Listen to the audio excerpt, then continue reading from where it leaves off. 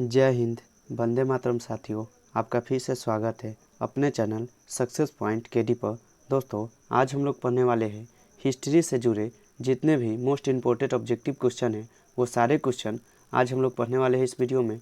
तो आप लोग वीडियो में शुरू से लास्ट तक बने रहिएगा ताकि आपको सभी क्वेश्चन अच्छी तरह से याद हो जाए और आपसे एक भी क्वेश्चन एग्जाम में न छूट पाए। तो चलिए हम लोग टाइम को वेस्ट न करते हुए आज का हम लोग पहला नंबर क्वेश्चन देखते हैं। दोस्तों, आज का पहला नंबर क्वेश्चन है दोस्तों, 1 रुपये का नोट जारी किया जाता है दोस्तों। तो आपका राइट आंसर होगा ऑप्शन डी, इनमें से कोई नहीं।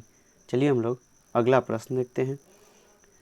अगला प्रश्न है दोस्तों, साख का संबंध किससे है दोस्तों। तो आपका राइट आंसर होगा ऑप्शन सी, दोनों से, गरीबों से और उधार से, दोनों से है दोस्तों। तो आप लोग इस क्वेश्चन को अच्छे से याद कर लीजिएगा। चलिए हम लोग अगला प्रश्न देखते हैं। अगला प्रश्न विनिमय का सर्वोच्च माध्यम है दोस्तों।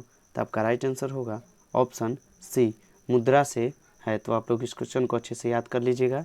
चलिए हम लोग अगला प्रश्न देखते हैं।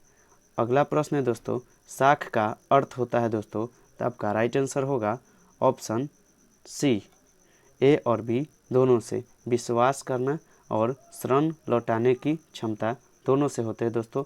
तो आप लोग इस क्वेश्चन को अच्छे से याद कर लीजिएगा। चलिए हम लोग अगला प्रश्न देखते हैं। अगला प्रश्न है, इनमें से कौन साख का आधार नहीं है दोस्तों। तो आपका राइट आंसर होगा ऑप्शन बी, शिक्षा जो है साख का आधार नहीं है दोस्तों। तो आप लोग इस क्वेश्चन को अच्छे से याद कर लीजिएगा। चलिए हम लोग अगला प्रश्न देखते हैं। अगला प्रश्न है, वस्तु विनिमय प्रणाली की निम्न में से कौन सी कठिनाइयाँ हैं दोस्तों। तो आपका राइट आंसर होगा ऑप्शन डी, उपयुक्त सभी। वस्तु विभाजन में कठिनाई। दूसरा है सर्वमान्य मूल्य मापन का अनुभव और तीसरा है दोहरे सहयोग का अभाव। आपका राइट आंसर है ऑप्शन डी, इनमें से सभी। चलिए हम लोग अगला प्रश्न देखते हैं। अगला प्रश्न है दोस्तों, प्राचीन युग में विनिमय की कौन सी प्रथा प्रचलित थी दोस्तों। तो आपका राइट आंसर होगा ऑप्शन ए, वस्तु विनिमय प्रचलित है दोस्तों। तो आप लोग इस क्वेश्चन को अच्छे से याद कर लीजिएगा। चलिए हम लोग अगला प्रश्न देखते हैं। अगला प्रश्न, देश का पहला एटीएम किस बैंक ने स्थापित किया था। तो आपका राइट आंसर होगा ऑप्शन सी, स्टेट बैंक ऑफ इंडिया ने एटीएम का सबसे पहले स्थापित किया था। चलिए हम लोग अगला प्रश्न देखते हैं। अगला प्रश्न है, विनिमय के कौन से रूप है दोस्तों। तो आपका राइट आंसर होगा दोस्तों ऑप्शन सी, ए और बी दोनों हैं। वस्तु विनिमय हो गया और मौद्रिक विनिमय दोनों हैं आपका राइट आंसर। चलिए हम लोग अगला प्रश्न देखते हैं। अगला प्रश्न है दोस्तों, बचत को प्रभावित करने वाले प्रमुख तत्व है दोस्तों। तो आपका राइट आंसर होगा ऑप्शन डी, इनमें तीनों ही है दोस्तों। बचत की क्षमता और दूसरा है बचत करने की इच्छा, तीसरा है बचत करने की सुविधाएं। आपका राइट आंसर है ऑप्शन डी, इनमें से तीनों ही है दोस्तों। तो आप लोग इस क्वेश्चन को अच्छे से याद कर लीजिएगा। चलिए हम लोग अगला प्रश्न देखते हैं। अगला प्रश्न है, यूरोप का मरीज किसे कहा जाता है दोस्तों। तो आपका राइट आंसर होगा ऑप्शन ए, तुर्की को यूरोप का मरीज कहा जाता है। तो आप लोग इस क्वेश्चन को अच्छे से याद कर लीजिएगा ताकि आपसे एग्जाम में ना छूट पाए, क्योंकि एग्जाम में आपसे ऑब्जेक्टिव में पूछा भी जा सकता है। चलिए हम लोग अगला प्रश्न देखते हैं। अगला प्रश्न है, यंग यूरोप का संस्थापक कौन था दोस्तों। क्वेश्चन है, यंग यूरोप का संस्थापक कौन था दोस्तों। तो आपका राइट आंसर होगा ऑप्शन ए, मैजनी जो है यंग यूरोप का संस्थापक है।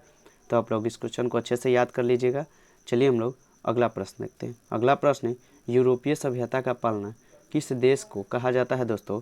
तो आपका राइट आंसर होगा दोस्तों ऑप्शन डी, यूनान को यूरोपीय सभ्यता का पालना कहा जाता है। तो आप लोग इस क्वेश्चन को अच्छे से याद कर लीजिए। चलिए हम लोग अगला प्रश्न देखते हैं। अगला प्रश्न है, इटली के एकीकरण का मसीहा कहा जाता है दोस्तों। क्वेश्चन है, इटली के एकीकरण का मसीहा किसे कहा जाता है दोस्तों। तो आपका राइट आंसर होगा ऑप्शन बी, मैजनी को इटली के एकीकरण का मसीहा कहा जाता है। तो आप लोग इस क्वेश्चन को अच्छे से याद कर लीजिएगा। चलिए हम लोग अगला प्रश्न देखते हैं। अगला प्रश्न है दोस्तों, यूरोपीय राष्ट्रवाद से प्रभावित होकर किस भारतीय शासक ने जैकोबिन क्लब की स्थापना किया दोस्तों। तो आपका राइट आंसर होगा ऑप्शन बी, टीपू सुल्तान ने किया था। तो आप लोग इस क्वेश्चन को अच्छे से याद कर लीजिएगा।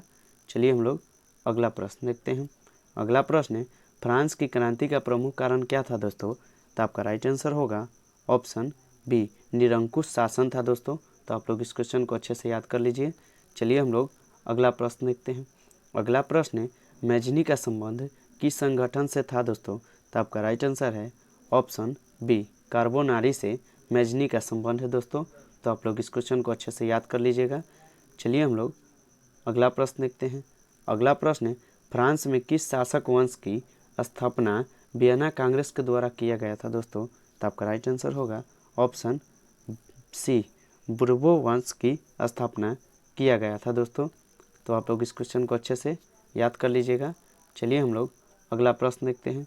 अगला प्रश्न है, किसने अपनी कूटनीति के बल पर इटली की समस्या को संपूर्ण यूरोप की समस्या बना दिया था दोस्तों? तो आपका राइट आंसर होगा ऑप्शन ए, काउंट काबूर ने बना दिया था। चलिए हम लोग अगला प्रश्न देखते हैं। अगला प्रश्न है दोस्तों, विलियम प्रथम कहाँ का शासक था दोस्तों? तो आपका राइट आंसर होगा ऑप्शन बी, प्रासा के शासक थे। तो आप लोग इस क्वेश्चन को अच्छे से याद कर लीजिएगा। चलिए हम लोग अगला प्रश्न देखते हैं।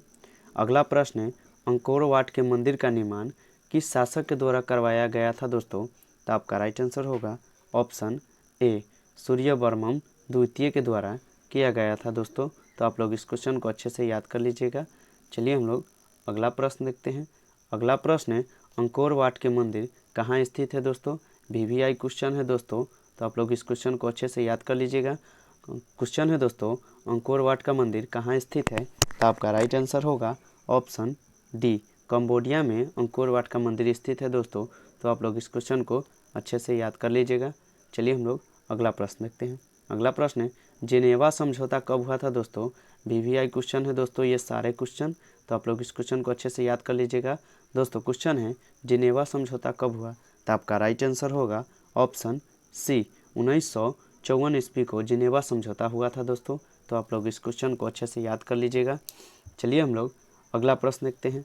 अगला प्रश्न, वियतनाम में स्कॉलर्स रिवोल्ट किसके विरुद्ध हुआ था दोस्तों? तो आपका राइट आंसर होगा ऑप्शन डी, ईसाई धर्म प्रचार के विरुद्ध हुआ था दोस्तों।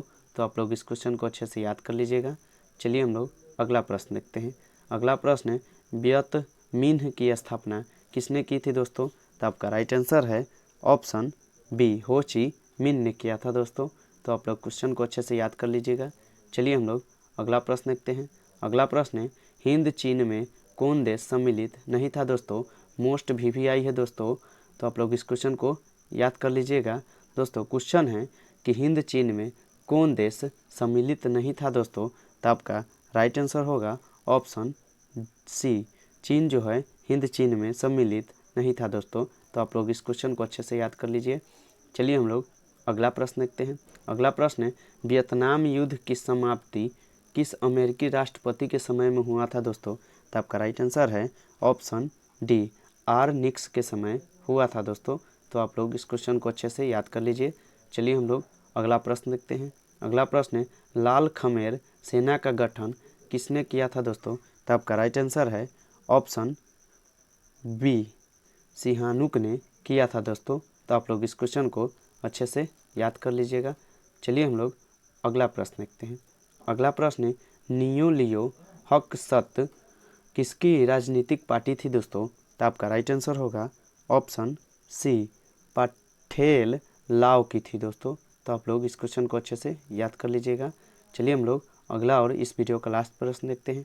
अगला और लास्ट प्रश्न है, वियतनाम लोकतांत्रिक गणराज्य की स्थापना किस वर्ष हुआ दोस्तों? तो आपका राइट आंसर है दोस्तों ऑप्शन डी जो है आपका राइट आंसर है, 1945 में हुआ था दोस्तों। दोस्तों अगर आप लोगों को वीडियो पसंद आया तो वीडियो को लाइक और चैनल को सब्सक्राइब जरूर कीजिएगा, ताकि आपकी 10th की तैयारी हमारे चैनल से अच्छी तरह से हो पाएगा। तो आप लोग हमारे चैनल पर नए हैं तो सब्सक्राइब कर दीजिएगा, क्योंकि आपको अच्छी तरह से हमारे चैनल पर 10th की तैयारी बहुत ही बेहतरीन ढंग से करा दी जाएगी।